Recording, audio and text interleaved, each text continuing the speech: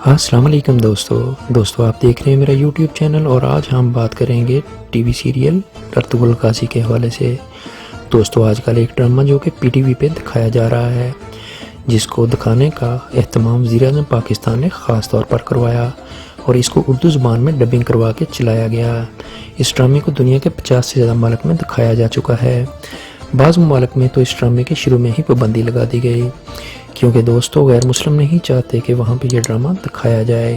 Even کہ ہمارے ہمسایہ ملک انڈیا میں بھی یہ ڈرامہ چلایا گیا، اور 5ویں قسط کے بعد وہاں پہ بھی پابندی لگا دی گئی۔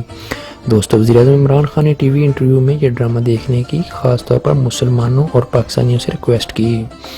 دوستو وزیر اعظم نے کہا کہ یہ ڈرامہ ہر بچہ اور بڑا ضرور دیکھے، کیونکہ یہ مسلمانوں کے لیے بہت بڑی موٹیویشنل سٹوری ہے۔ دوستو بعض لوگ جو عمران خان کے خلاف سازشیں کرتے ہیں اور کہتے ہیں کہ عمران خان یہودی لابی ہیں، یہ ان کے منہ پہ بھی ایک تمانچہ ہے، کیونکہ دوستو اس ڈرامے میں دکھایا گیا ہے کہ کس طرح مسلمانوں نے یہودیوں اور عیسائیوں کے خلاف کامیابیاں حاصل کی ہیں۔ تو دوستو اب بات کرتے ہیں تھوڑی سی ڈرامہ کے حوالے سے۔ ہماری گورنمنٹ نے یہ ڈرامہ دکھانے کا فیصلہ کیوں کیا، اور جو لوگ اس ڈرامہ کے خلاف ہوں گے وہ کیوں ہوں گے۔ یہ کریکٹر 13ویں صدی کا ہے، اور اس کریکٹر کا موجودہ حالات سے تعلق کیا ہے۔ 13ویں صدی میں جب چنگیز خان کی قیادت میں منگولیا سے نکلنے والے بہت سارے منگول اور تاتاری مسلمانوں پر حملے کر رہے تھے، تو یہ حملے کرتے ہوئے سینٹرل ایشیا تک آئے، حتیٰ کہ خوارزم کے علاقوں تک پہنچ گئے۔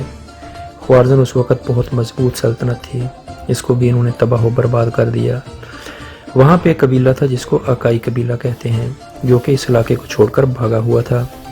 اس قبیلے کے سردار کا نام سلمان شاہ تھا۔ سلمان شاہ کے 4 بیٹے تھے، اس کا جو تیسرے نمبر پر بیٹا تھا اس کا نام ارطغرل تھا۔ اس پہ یہ ڈرامہ بنایا گیا ہے۔ دریائے فرات کو کراس کرتے ہوئے اس قبیلے کا سردار ڈوب کر ہلاک ہو جاتا ہے۔ تو یہ 400-500 خاندان تھے جو اس وقت ہجرت کر رہے تھے۔ بادشاہ کے ہلاک ہونے کے بعد ان کا جو تیسرے نمبر پر بیٹا تھا اس کو اس قبیلے کا سردار بنا دیا جاتا ہے، جس کا نام ارطغرل تھا۔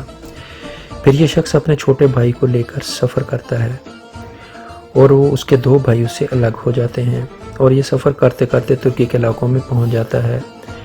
ترکی میں اس وقت مسلمانوں کے لیے صورتحال کچھ بہتر تھی۔ جب سفر کے دوران یہ جنگل سے نکلے تو انقرہ کے قریب انہوں نے دیکھا کہ وادی میں 2 فوجیں لڑ رہی ہیں۔ ان میں سے ایک فوج سلطان علاؤالدین کی تھی جو کہ مسلمان تھے، اور دوسری فوج تاتاریوں کی تھی۔ تاتاریوں کی فوج پر ان کو پہلے ہی بہت غصہ تھا، انہوں نے ہارنے والی فوج کا ساتھ دے دیا۔ روایت کے مطابق ان کے پاس 440 بندے تھے۔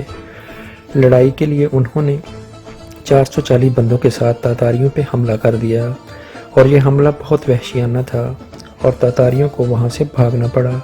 اس طرح ارطغرل کی مدد سے سلطان علاؤالدین ہاری ہوئی جنگ جیت گیا، اور تاتاریوں کو وہاں سے بھاگنا پڑا۔ سلطان کو یہ لوگ پسند آ گئے، اور وہ ان کو اپنے ساتھ لے گیا، اور ان کو ایک علاقہ بھی دے دیا، اور ان کو کہا کہ آپ یہاں پہ رہیں اور آپ یہاں کے سردار بن جائیں، اور جو لوگ ہمارے دشمن ہیں ان کو روکنے میں ہماری مدد کریں۔ ارطغرل غازی وہاں گیا اور وہاں جم کر بیٹھ گیا۔ ارطغرل نے اپنی زندگی میں ایک خواب دیکھا تھا۔ وہ خواب یہ تھا کہ وہ ایک چاند دیکھتا ہے اور ایک بہت بڑا درخت دیکھتا ہے جس کی شاخیں پوری دنیا میں پھیلی ہوتی ہیں۔ وہ اس خواب کا ذکر اپنے مرشد سے کرتا ہے، اور اس کے مرشد اسے بتاتے ہیں کہ تم بہت بڑی حکمرانی کرو گے، اور تمہاری اولاد بھی۔ تم لوگ اسلام اور دین کے لیے کام کرو گے، تمہیں چن لیا گیا ہے۔ اس کا خواب اس طرح پورا ہو جاتا ہے۔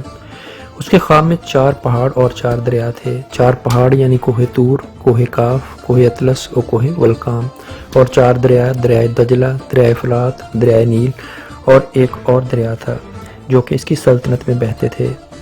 دوستو 650 سال تک اس نے حکومت کی۔ 650 سال کے بعد جنگ عظیم آتی ہے۔ اس نے آس پاس کے علاقوں کو فتح کرنا شروع کر دیا، اور کرتے کرتے اپنی سلطنت بناتا گیا۔ ایک وقت آیا کہ اپنی وفات سے پہلے بہت زیادہ طاقتور ہو گیا۔ اس کے بیٹوں میں سے جو سب سے چھوٹا بیٹا تھا اس کا نام عثمان تھا، اس نے اس کی جگہ لی۔ وہ بڑا پکا اور سچا مسلمان تھا اور بڑا عادل تھا۔ اس نے فیصلہ کیا کہ وہ خلافت کو زندہ کرے گا۔ اس نے اتنی زیادہ فتوحات حاصل کی کہ 3 براعظم تک اس کی حکومت پھیل گئی۔ انہوں نے 625 سال تک حکومت کی، اور ان کے پاس خانہ کعبہ اور مسجد نبوی کا کنٹرول تھا۔ 625 سال بعد ان میں خرابیاں آنا شروع ہو گئیں، اور عیاشیاں آنا شروع ہو گئیں، غداریاں آ گئیں، یہاں تک کہ ان کا زوال شروع ہو گیا، اور ان کا 40 ملکوں تک کنٹرول تھا۔ پھر یہ جنگ عظیم کے بعد کمزور پڑ گئے اور اس وقت کے سلطان وحید الدین کو جلا وطن بھی ہونا پڑا۔ یہ بات یاد رکھیں دوستو، یہ جو ارطغرل کی کہانی ہے اسے دوبارہ کیوں دہرایا جا رہا ہے؟ تاکہ لوگ اسے دیکھیں، وہ دوبارہ سے نیت کریں، جو ہمارے مسلمانوں کا کھویا ہوا مقام ہے دوبارہ حاصل کرنے کا جذبہ اپنے اندر پیدا کریں۔ یاد رکھیں کہ جب خلافت عثمانیہ ختم ہو رہی تھی تو پوری دنیا میں کسی مسلمان نے بھی اس کے خلاف آواز نہیں اٹھائی۔ صرف ایک جگہ تھی جس جگہ سے آواز اٹھائی گئی، وہ تھا برصغیر پاک و ہند۔ یہاں سے لوگ وہاں گئے اور ترکوں کے لیے لڑے۔ اسی وجہ سے ترکی والے پاکستان سے بہت زیادہ محبت کرتے ہیں۔ امریکہ اور یورپ والے اس ڈرامہ کو کبھی بھی دکھانا پسند نہیں کریں گے۔ اگر کوئی پاکستان میں اس ڈرامہ کے خلاف آواز اٹھائے تو دوستو آپ سمجھ جانا کہ وہ مسلمانوں اور پاکستان کے خلاف ہے اور وہ کس ایجنڈے پہ کام کر رہا ہے۔ اب عمران خان و طیب اردگان یہی چاہتے ہیں کہ مسلمان دوبارہ سے یک جان ہوں اور ان کو دوبارہ سے وہی مقام ملے جو اس وقت تھا۔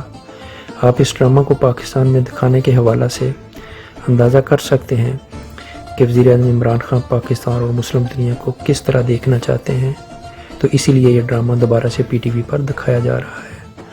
دوستو آج کے لیے اتنا ہی۔ مزید ویڈیوز کے لیے ہمارا چینل سبسکرائب کر لیجئے گا اور بیل آئیکن کو دبا دیجئے گا۔